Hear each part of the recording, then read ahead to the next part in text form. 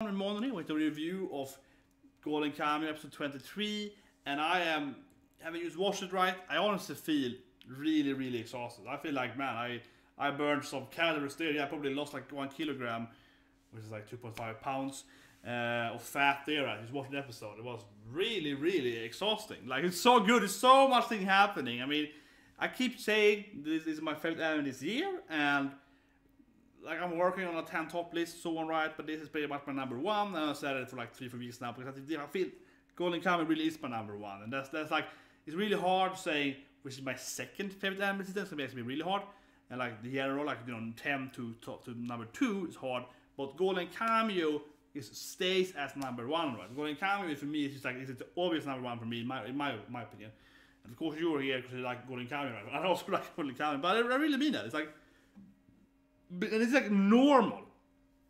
I mean, normally Golden Kamuy for me are like 9 out of 10 or 10 out of 10 episodes, right? Just all the time, right? 10 out of 10, 10 out of 10, 10 out of 10. There's just so much stuff happening, and sometimes even I like to call 11 out of 10, where it's like superbly better than what you expect from anything right there, which is it's out of this world. For example, that usually happens in like a long running story, like One Piece or Naruto or so on, right? And they have good chapters, and then it's like, wow, this is the chapter where Luffy gets a new bounty. Like, yeah, like, it's a massive chapter that takes like 100 chapters to build up, right? So that's usually like more longer ones, but yeah, Golden Kamuy is just it's just so consistent. This is my general review here. I would say that this is yet another 10 out of 10 episode, right? And it almost like it's yet another one. It's almost like a negative thing, but I mean, it's just so, you almost feel spoiled watching Golden Kamuy. You watch Golden Kamuy and you feel like it's just so amazing. And every episode is like at least 9 out of 10. It's like consistently average point for me. Golden Kamuy it's like 9.5. Like that's kind of where I am with Golden Kamuy. Average point, right? It's just absurdly good.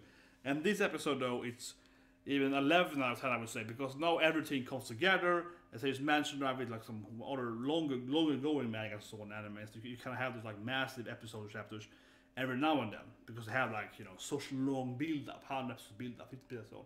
But here it's like 10 episode build up, 50 episode build up, so on. Yeah, but easily this for me is an 11 out of 10 episode, because normally Golden Kamuy is almost 10 out of 10, right? And now it's like, man, everything is coming together. We have all the traitors, we have people getting killed, we have the 7th Legion, which is the prisoners, the fake guy gets killed. So much things happening. It is amazing, the anime. And I mean, bottom line, right, is that stuff just keeps happening.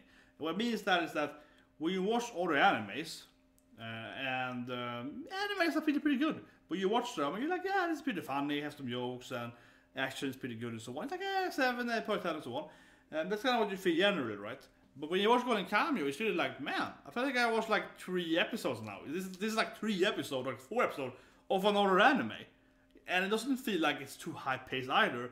It feels like it's perfectly paced, but it's just so much stuff happening all the time. It's just like, it's just absurdly good. It's like I'm going crazy watching this anime, and it's like, wow, what's happening here? Yeah. And that's just normal, right? Especially now then, where again everything is culminating, right? And all the characters are back, and it is so much traitors, and it's this thing and this thing and this thing and that thing, and it's just like, wow. Like, I honestly feel exhausted watching the episode. Sure, the live reactions, I kind of like, yeah, I do get more into it, why I like to do live reaction, because I do feel it actually makes me enjoy the media even more, because it makes me like, yeah, like it gets me even more hyped up, right? Well, that being said though, I am normal at this though. I am normally a very much class clown kind of guy. Well, I'm a hyper guy, so I'm very Genki. I'm very Genki, to say it in anime terms. I'm an extremely Genki person, so this is how I am, right? So always. But still though, like this is so much content. But anyway, I love the episode, of course. Let's end the review now. Let's talk about the short bits then.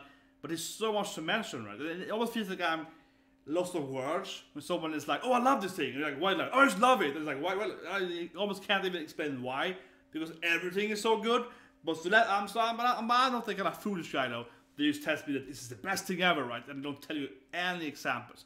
I'm gonna go over the episodes normally now, part by part, right, and talk about them. But it's just so much to talk about, so it's gonna be a bit long bit maybe a short, whatever. Let's start then. Okay, 11th episode, but okay, so first thing again, the comedy is there.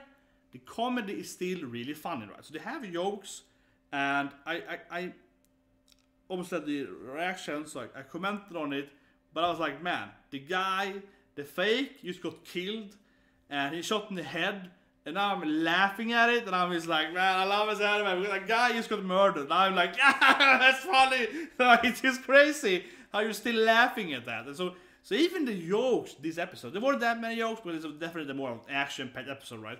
But a few jokes they had there, they also really worked. That's my first thing why I loved it, because it was like, right, there was like 5-6 jokes. There weren't very, very few jokes compared to normally, but each one of them, in my opinion, at least, were really, really funny. So even though like the massive conflict there, they still managed to do that, right? So that's one thing.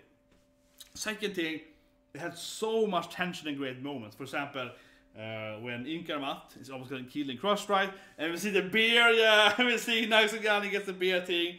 The butterflies in her head sets back to her dream, he's like killing Kumas with flexing, and so that was great.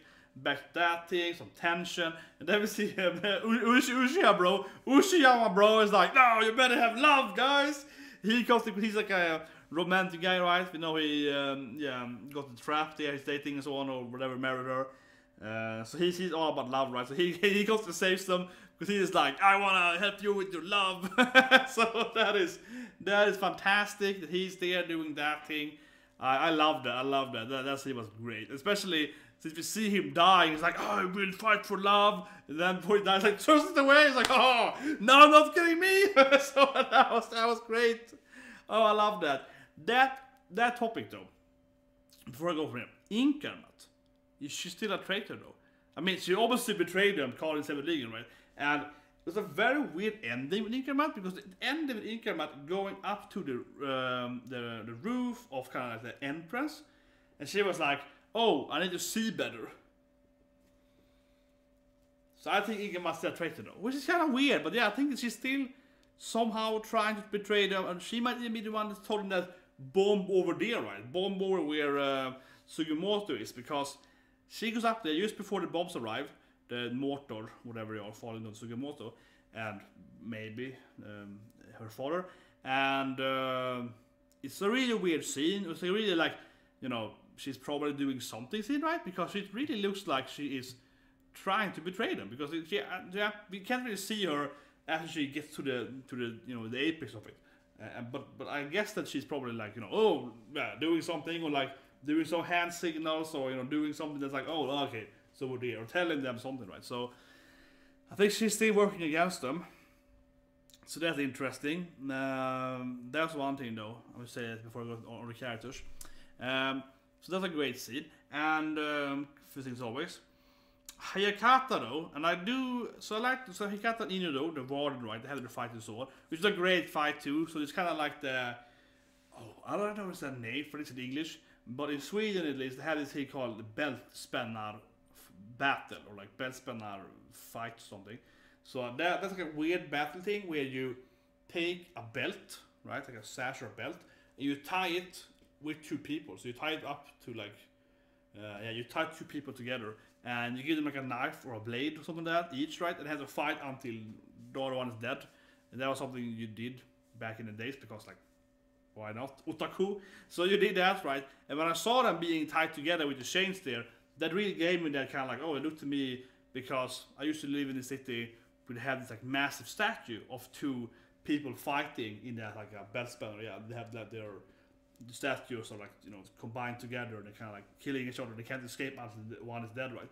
So that gave me that vibe there. He's like, hey, I'm gonna fight you until you kill, so until I kill you. So that's a great scene. And I also love that, I predicted it though, that after he got shot there by, I can't remember the Daredevil guy, the guy with hearing, can't remember his name, honestly, I forgot. But anyway, he got shot by him, right? The warden. He pretends afterwards to be dead, right? And I love that, because that was a good Golden Kamuy thing, where all the characters in Golden Kamuy are you so competent, right? All the Golden Kamuy characters are always like, oh, here's the bad guys, they can fight, they can use machinery, they're all so talented at everything they do.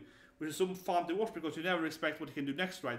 So instead of being like this pointless random idiots, this warden guy, he's like, oh, I got shot, let's pretend I'm dead, then stab him when he arrives and looks at me like, that is so great that he's like thinking about how I can get an ambush on him, right? So he's trying to do that thing. Of course, Kat, on the other hand, is also intelligent enough to, you know, assume that. So he's kind of like, oh yeah, so he's like ready for it.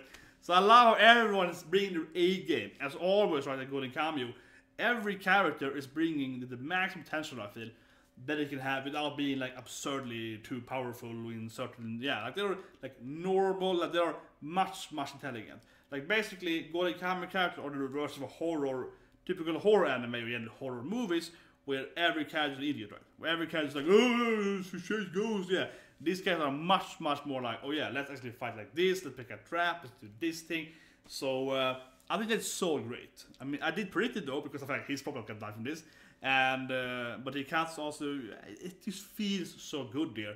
How both the bad guys and I guess the other bad guy, but it's the anti, I guess Hikata to me is like an anti-hero, I would say. But anyway, yeah. So they're kind of like both trying to outsmart the other one and so on. So I think that's great.